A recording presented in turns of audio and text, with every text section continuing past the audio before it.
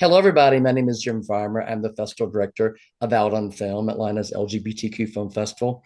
This is our 37th year, and we have some amazing programming this year. As always, we have a terrific number of short films, and one of my favorite programs is Rainbow Shorts, which is actually screening today. Rainbow Shorts 2 is actually screening today, Thursday, the 3rd at 3 o'clock at the Midtown Arts Cinema. Luckily, we have some filmmakers now to talk a little bit about their projects. So thanks so much for joining us, everybody. We'll start with Samantha. Just tell us a little bit about yourself and then tell us a little bit about your film. Hi, I'm Samantha. I'm from New Jersey. My film is Flicker, and it's actually my first film ever. And this is Nice. my first festival, so I'm really excited, but I Nice. have no idea how to do a Q&A, so I'll do my best to explain You'll it. be fine. Okay. It's like a little rom-com. I really wanted to make something, and I tried to think of what would be the easiest thing to make ever. So it kind of takes place in one location in real time, only a few characters. I unfortunately set it outside, not realizing how difficult that could make it to make a film. But I think it came out well, and I like it. It's about being a lesbian. Yeah, that's what it's Okay. about, honestly. Mhm. Great. Thanks so much. JJ and Sierra. Hi, I'm JJ Maley, he, they. Hi, Sierra Schnock, she, they. And our film is 808, which is in the blog today. And it's basically about queer nightlife and the reality of choosing happiness over safety. I'll let you speak more to it, but we basically wanted to show a piece about being queer and what it's like in the community to get to celebrate with each other and how that works in contradiction to how sometimes people outside of our community can view or take advantage of our community. I think you nailed it. Great. That's 808. That's 808. Thanks so much. Isabella. Hi, I'm Isabella. I'm a filmmaker from London. And my film is a little documentary on a drag king, Izzy and Man. Mhm. And they dress up as Bob Ross and strip, and we talk about the gender binary. So that's kind of it summarized quickly. Just a cute little short about gender empowerment, I guess, and performance. So yeah. Great. Thanks so much. Ethan. Sure, yeah. My name's Ethan Roberts. I'm the writer, director, editor of At Lucy's Last Nights. I am currently based in San Francisco. And yeah, it's just a little short narrative about kind of our inner worlds versus our outer worlds and how, queer desire can feel apocalyptic, particularly when you are, attracted to somebody that you wouldn't normally find yourself attracted to. So very, very honored to be a part of Out on Film. Thank you so much. We're honored too. And Liam. Hello, I'm Leo Behrens, and I'm the writer, director, and DP of Skin. It's a short film that kind of explores, the meaning that you have with yourself when you're kind of realizing that you have not lived authentic to yourself. So it's kind of a trans journey that is kind of explored through symbolism, I would say, and the meaning that you have with yourself and kind of letting go and becoming yourself through like a lot of symbolism. So it's like abstract, but it has a narrative kind of line throughout. Great. Thanks so much. Again, in the same order, just tell us a little bit about where you are in your festival run. Again, we'll start with Samantha, but you've already answered this, but just Sorry. Yeah. Well, I could say I'm excited. Yeah, great. this is my first festival, so I'm really excited to go after doing this Q&A and see it. The DP Carrie City is also here, which is really exciting. Nice. I'm with my family, so yeah, first That's festival. great. Super excited. Congrats, JJ and Sierra. So this is our third festival Okay. this year. So it's our second that we were fortunate enough to be able to attend in person. So very, very, very excited to be able to meet and see everyone else's work. Yeah. It's a wonderful program. So I'm excited for those of you who will be able to see this in person, and hopefully the rest of you can watch it virtually, sometime starting tomorrow. Okay. Isabella. For this film, this is my sixth festival, so I've been like going around for like a year now, and then probably going to release it after this, Nice. so for the world to see. Yeah. Ethan. Awesome. This is my 15th festival for this project, so I'm just trying to milk this puppy as much as I can. And just a weird thing to note that it seems to be playing best in the US American South. So Okay. did not expect that. I mean, we shot it in Texas, so that might be part of it, but yeah, very interesting, but hopefully not stopping anytime soon. Great. And Leo. Yeah, so actually we started out with the Student Academy Awards. So it was a paying start. And after that we got into a lot of festivals. So I think we're, around 40 festivals or something at this point. And Idle Film was like one of our top on the list. So we're very excited to be a part of it. Thank you. I'm excited and honored to have all of you in this program. If you could talk to me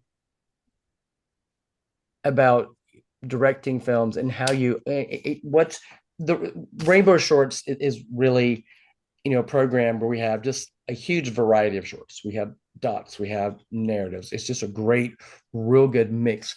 But, one of the central themes, especially of all your films, is that each of these films has such a strong subject or subjects or characters. Can you talk about being able to have a subject or character and have them so vivid, three-dimensional in a fairly compressed amount of time?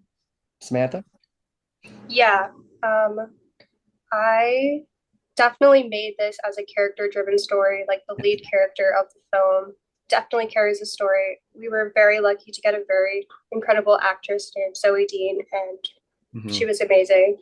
But I actually wrote the story sort of inspired by an experience that I had had. So it was very interesting, sort of like having someone else take a story that I had sort of lived and then seeing them put their own spin on the story. And just, I guess, trying to make like such a trying to direct such a character driven story. I worked very closely with Zoe. We had a lot of rehearsals, like a lot of auditions, and just tried to like, I would share like music that inspired me with her and other like short films that had inspired this film. So just trying to like really connect with that person as much as possible helped. So that's what I did. JJ and Sierra. I think one of the delicious challenges of our piece was the fact that we wanted it to come across as a universal story almost, and we wanted people to be able to find themselves or identify with either particular people within it or circumstances within it. And a struggle that I had in trying to focus on the generalized umbrella of seeing every single possibility within it. The fear that I had was, are we losing the specificity of the characters? Are we losing the specificity of the individual choices in trying to represent all? And I think we got very, very lucky, firstly, with good writing, secondly, with an incredible cast that was able to bring so much of their humanity and individual viewpoints to it so naturally that it kind of organically happened anyway, that it wasn't about trying to have a clean slate or an overarching story take hold. The individuals, and I think what they brought to set made the humanity a lot easier to be able to pull and create from. Great. Isabella. I mean, we shot this film in a day. And so I met Isabel for the first time on the day. And then next thing you know, I'm asking them very intimate questions and vulnerable questions. I think what really helped is that me and Isabel were both really passionate about what this film could do, like the impact it could have with vulnerability. So the more she spoke vulnerably, the more it would benefit our audience. And I like to think that we created a safe space, and it was coming from like another queer person who understood and respected the drag scene. So yeah, I guess it was just about creating that safe space, but also the motivation behind the film itself kind of allowed that to flow a lot, like the activism element of it. Great. Ethan. Yeah, I mean, I think that Isabella hit it on the head with safe space, right? Like, I think that my job as a director is to sort of cultivate a safe space where the actors can, try different things. And I'm all about really just trusting the actors. And I think that that starts with casting, just, making sure that you are beginning a collaboration with another artist that you feel can really bring an interesting interpretation, you know? And then from then on, it is just, cultivating this space where they can interpret and you can, really kind of have that collaborative relationship, right? I'm about like meeting the actors halfway. And also as an editor, I had the luxury of having a very, prolonged editing process where I could really almost, to the frame tweak different performances. And I think that that is also an interesting thing to think about, for filmic artists is how much of what the audience is perceiving of these characters is born, in the editing process, because you're kind of giving them different reactions and you're sort of like taking from different, kind of non-sequential places in the production and sort of plopping it in different places in order to kind of organically build this character. So, I mean, yeah, it's writing, it's casting, it's editing, but I think that most of all, at least from my perspective, it's about trusting the actors. Okay. Leah. So, Skin is a trans story, and me myself, I'm trans. So it was kind of actually really hard in the casting to find the right character for this because it's a person who's meeting themselves as a woman, meeting their male version. Yeah. So I had to find somebody who was both, could recognize being in both.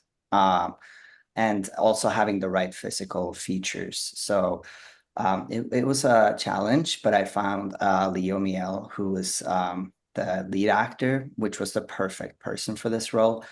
And, it like through the prep phase of it was interesting because it's based on my journey, and I'm just trying to take the audience on a journey of transition, what it means. And they were really understanding of what that means. I felt that I barely had to actually communicate a lot with words because the second they got the script, they understood what the story was about.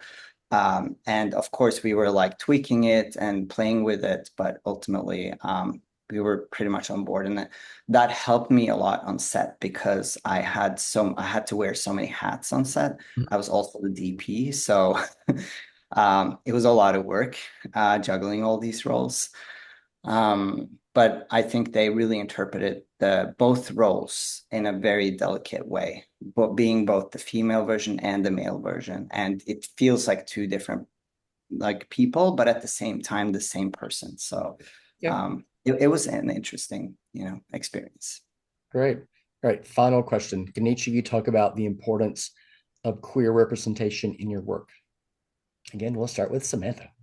Queer representation is everything to me. I came out as a lesbian much later in life, and part of the reason I was able to even do that is because of queer representation in film and television. So yeah, it's just really special to me to be able to have made a story about one perspective on the lesbian experience, and to get to be at this queer film festival and watch it in a room full of other people that can relate. I just am really happy and excited and hope I continue to make so many more queer films over the rest of my career. Thank you. JJ and Sierra. That's awesome. And I think for when I get to make things in indie filmmaking, it feels like paramount to me. I think like there's so much media that we consume where we have to see ourselves in like cis white heteronormative situations. And I think it's important that other people can see themselves in queer and trans people. I feel particularly passionate about trans representation because of my own identity. And on this project, we started a 501c3 called Queer Arts Coalition. That's for resources for artists like across all mediums of art to make more queer art. So everyone on this film was queer or trans who we hired, and gave a lot of people opportunities to be in leadership positions where they had felt like for years they were stuck in an assistant role and no one was giving them this opportunity. So we were really excited to get to work with people who got to feel like they were working out like with their own voices when they're the decision maker, myself included. So that was really exciting for us. Thank you. Isabella.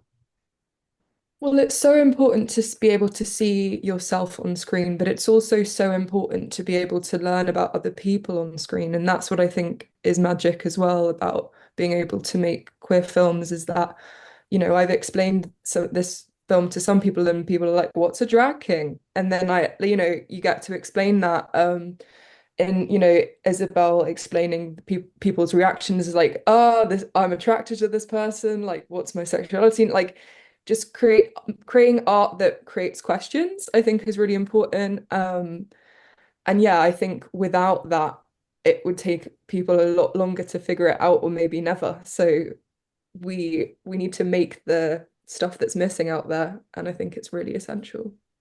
Great. Ethan.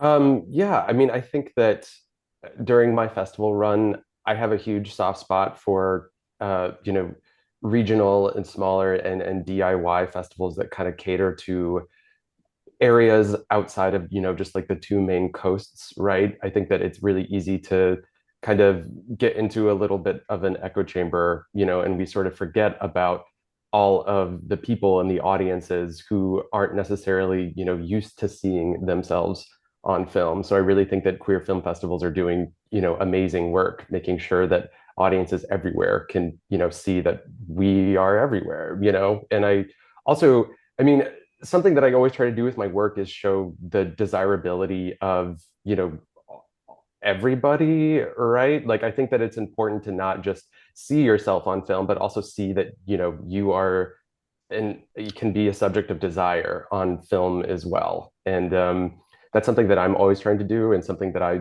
love seeing other people do, right? Is just show how multifaceted desire can be, and it can, look like so many different things. And yeah, I mean, I think that queer cinema, especially sort of DIY independent queer cinema, is really doing that work. So I'm honored and humbled to be, a part of that.